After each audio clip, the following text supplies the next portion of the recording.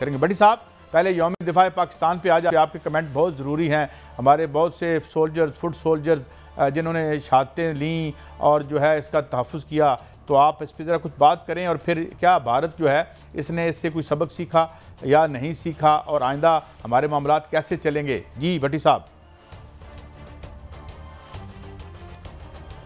बिस्मिल्लाहिर्रहमानिर्रहीम। कादी साहब, इस पाकिस्तान के जो असल हीरो हैं, जो इस मुल्क का सरमाया है, जिनका मैं, आप और 22 करोड़ आवाम मकरूद है, वो मेरे मुल्क के शहोदा है। वो एक फौजी सिपाही से लेके कर्नल ब्रिगेडियर तक, मैं तो उनका मकरूद हूँ। अगर आज हम घरों में इज्जत से ज़िंदगी गुजार रहे हैं, महफूज ज़िंदगी गुजार रहे हैं, तो हमारी असल फ़ौज जो है वो शहोदा है, जिन्हें आज का पूरा प्रोग्राम उनके नाम। अगर वो शहीद ना होते, अगर वो हमारे लिए अपनी जानो माल की कुर्बानियाँ ना देते, तो शायद आज हम भी किसी बनिए की दुकान पे बैठे होते। शहीद की जो मौत है वो कौम की हयात है। उनका तो जितना भी अल्फाज, मेरे पास वो अल्फाज ही नहीं है जो उनकी शान में बयान कर सकूं। दूसरी तरफ कादी साहब, आप जो फरमा रहे हैं, इस मुल्क में अब अफगानिस्तान बड़ा अहम रोल बनता जा रहा है। ये बात कन्फर्म हो गई है कि अफगानिस्तान में भारत ने दहशतगर्दी के लिए ट्रेनिंग सेंटर कायम किए हुए थे, जिन्हें दैश और अलकायदा के लोगों को ट्रेनिंग दे रहा था। जिस तरफ आपने इशारा किया कि DGISI का वहाँ हुआ, वो खाली काबुल की सैर करने नहीं गए थे मोहतरम फैज़ हमीद साहब, वो ऐसे एविडेंस देने गए थे तालिबान को, उनकी हुकूमत शुरा को, कि आपके इन एरिए में भारत ने अपने ट्रेनिंग सेंटर कायम किए हुए हैं और दैश और इसमें RSS के गुंडे भी शामिल हैं। कादी साहब, यही वजह है कि अमेरिका को मरोड़ उठ रहे हैं, मिर्चें लग रही हैं, चीख रहे हैं कि DGI उधर वहां क्यों गए। इससे पहले भी कई दफा गए, लातेदाद लोग गए, खुद अजीत देवल भी 10 दफा गया। तो बस दुनिया में एक सुपर पावर फ्यूज पावर हो गई, उसका नाम है अमेरिका। दूसरा, अगर अफगानिस्तान में किसी को पसपाई हुई, रसवाई हुई, वो है भारत। इन्होंने अमेरिका को यकीन दहानी कराई थी कि अशरफ गनी जैसी कठपुतली जिसे इन्होंने ट्रेनिंग दी है, वो 3, 4 या 5 साल तक तालिबान का मुकाबला कर सकती है। लेकिन वो जैसे ही बग्राम एयरबेस खाली किया, वो रेत की दीवारें हुई। तो अब भारत की मुकराहट और फैज़ हमीद साहब का मुस्कुराते चाय पीना, उनके जख्मों पे नमक छिड़कना, और उनके छिड़कना तो बनता है। एक उनके ट्रेनिंग सेंटर पकड़े गए, पाकिस्तान का अमन तबाह करना चाहते थे। लेकिन इससे पहले कि आप मलक साहब की तरफ जाएं, कादी साहब, बड़ा अहम वक्त अब तालिबान पे आ गया है। वो कंसेंसस से वहाँ हुकूमत बनाए। पंजशेर पे आज तक दुनिया में कोई भी कब्जा नहीं कर सका था, अल्लाह ताला ने इन्हें भी कामयाबी दे दी। अब इन्हें चाहिए हर एक को, जो कि उन्होंने आम माफ़ी कर दी है, बैनुल कवानीन के मुताबिक हुकूमत चलाए, और उसमें रशिया, चीन और पाकिस्तान का कलीदी किरदार होगा। आज कादी साहब, आपको ये तो फ़ख्र होना चाहिए हमारे हुक्मरानों से, अमेरिका जैसी सुपर पावर, उसकी फ़ौज के इनखला के लिए पाकिस्तान ने मदद की, बरतानिया की नेटो की, तो लिहाजा ये अच्छे इक़दाम है। अच्छा भट्टी साहब, एक और सवाल, दिनों में तालिबान अपने मुल्क को किस तरह चलाते हैं? मैं इस पे मैंने बहुत आपसे पूरी डिटेल लेनी है अपने आखिरी सेगमेंट में, लेकिन मैं एक और तरफ आता हूँ कि देखें, अब ऑल आउट वार जो है वो तो हमारे दरमियान मुमकिन नहीं है। हम दोनों न्यूक्लियर पावर हैं, तो ये जो अब यहाँ पे इजाफे कर दिए हैं भारत ने, आज हम इसी हवाले से डिस्कस करते हैं कि अब हमें इसका मुकाबला। साहब, ये जो दहशतगर्दी की वारदातें वो करवा रहे हैं वहाँ हजीमत के बाद, आज हम यौम दिफा पे हमें इसमें भी रीथिंक करना होगा, और हमें जो अंदर के तहफ़्फ़ुज़ की तरफ भी आना होगा। क्या समझते हैं आप? देखें कादी साहब, मेरी इतलात के मुताबिक मोसाद और CIA अफगानिस्तान में ट्रेनिंग कैंप तो थे ही थे।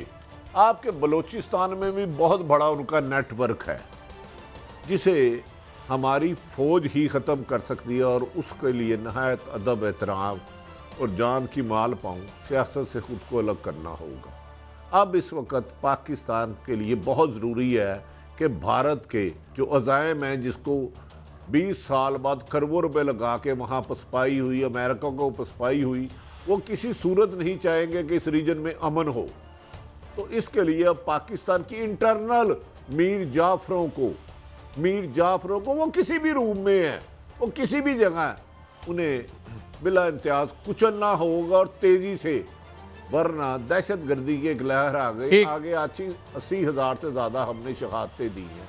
अच्छा भट्टी साहब, और इसके मुकम्मल नहीं हो सकती। मैं मलिक साहब, 1 और 5 का मुकाबला था हमारा, एक यानी अगर हम देखें 5 गुना हमसे बड़ी ताकत थी, 5 गुना बड़ी फौज थी।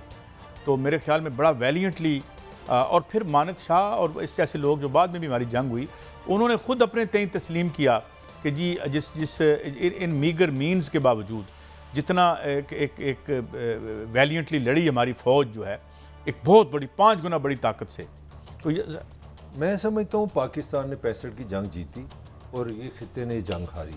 मेरा जो आर्गूमेंट है, पाकिस्तान ने सबसे ज़्यादा जो चीज़ों से अचीव की 65 से, वो कॉन्फिडेंस लिया। जिस तरह आपने कहा कि आपने से 5 बड़ा गुना आपसे दुश्मन सामने हो और आप एक बिल्कुल सॉलिड, और दुनिया सारी इस पे गवाह है कि पाकिस्तान ने जो टैंकों की जंग हुई है चुनिंडा में, और एयरफोर्स, ये जो टैंकों की जंग है ये सेकेंड वर्ल्ड वॉर के बाद सबसे बड़ी जंग है। और दूसरी पाकिस्तान एयरफोर्स की परफॉर्मेंस ने पाकिस्तान को एक कॉन्फिडेंस दिया कि हम एक इंडिपेंडेंट मुल्क हैं और हम इसकी हिफाजत कर सकते हैं। पूरी दुनिया को मैसेज हो गया। मगर बदकिस्मती ये हुई कि ये रीजन जो है 65 से अभी तक बाहर नहीं निकला। उसमें डेफिनेटली एक बड़ी लंबी कहानी है और मैं उसको बिल्कुल कंक्लूड करना चाह रहा हूँ बजाय लंबी बात करने के। मैं समझता हूँ आज इंडिया के लिए 2 क्वेश्चन बड़े क्लियर हो गए हैं। एक अफगानिस्तान में जो हुआ है, और कोरोना ने वैसे उनकी इकॉनमी छेड़ी हुई थी, ऊपर से कोरोना आ गया। मुझे लगता है कि इस दफ़ा डेफिनेटली एक ज़लज़ला इंडिया के अंदर आएगा कि जिस पॉलिसी पे, जिस रीजन को जिस तरफ हम लेके जा रहे हैं, मुझे उम्मीद है कि इंडिया के अंदर एक रिबेलियस आएगा, एक चेंज आएगी कि इस रीजन के साथ हम सही नहीं कर रहे। ये मेरा आर्गुमेंट। तो ये चलें, ये हम इसको कंक्लूड इस तरह करते हैं कि दूसरे मुल्कों में जाके वहाँ जो रेशा दवानियाँ हम करते हैं, अफ़गानिस्तान जो है वो अमेरिका को ले डूबा, और हम देख रहे हैं कि आज में जो क्या उनके अंदर क्या गुफ्तगू हो रही है। पर आगे बढ़ते हैं बड़ी साहब, अब मैं पंजाब की तरफ आता हूँ। पंजाब में बड़ी इंतज़ामी तब्दीलियाँ फिर एक बार हो रही हैं, तनकीद बहुत ज़्यादा होती है, बार बार की पोस्ट पर बंदे इधर उधर कर दिए जाते हैं। क्या मसला है? हिट एंड ट्रायल मेथड है, क्या चल रहा है? आप कैसे देखते हैं? इन्हें क्यों हटाया जा रहा है? जो आ रहे हैं उन्हें क्यों लाया जा रहा है? और जो आ रहे हैं वो कितना फ़र्क डालेंगे? भट्टी साहब। देखिए कादी साहब, पंजाब में ऑलरेडी इन 3 सालों में जो तब्दीलियाँ हुई हैं शायद कभी भी किसी 10 सालों में भी ना हुई।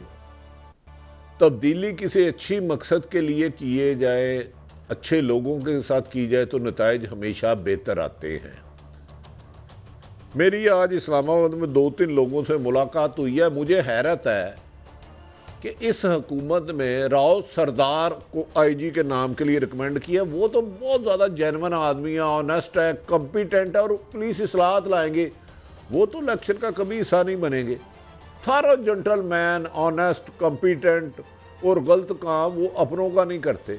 अगर इमरान खान साहब लगाते हैं तो कम से कम उनके बारे में जो बैड गवर्नेंस तासुर है वो ज़रा थोड़ा सा कम होगा। लेकिन कादी साहब, नहायत अदब एहतराम के साथ, क्या राव सरदार को फ्री हैंड दिया जाएगा कि वो अपनी मर्जी से डीपीओ लगाए, अपनी मर्जी से डीएसपी डीआईजी लगाए, ताकि पुलिस में इस्लाहत आए और आम लोगों की जानो माल को तहफ़्फ़ुज़ मिल सके? दूसरी तरफ जो कमिश्नर, जो चीफ सेक्रेटरी जवाद रफीक साहब, वो भी जेन्युइन आदमी थे, 100% ऑनेस्ट, ईमानदार, लेकिन कहा जा रहा है कि उन्हें काम भी नहीं करने दिया जा रहा था। जब एक हफ्ते में आप 6-6 एसी तब्दील करेंगे, 10-10 डीसी तब्दील करेंगे, तो फिर नताइज बेहतर नहीं आएंगे। अगर पुलिस में वज़ीर आज़म इमरान खान इस्लाहत लाना चाहते हैं, जिसका केपी, तो राव सरदार, खालकदाद लक या मलक अली अमर बेहतरीन चॉइस है और राव सरदार A1 चॉइस है। लेकिन अब मेरी इतला है कि इसका कल आर्डर होंगे। लेकिन सुना है कि जिनकी जगह ये आ रहे हैं, इनाम गनी अपने तबादला रुकाने की बहुत ज़्यादा कोशिश कर रहे हैं।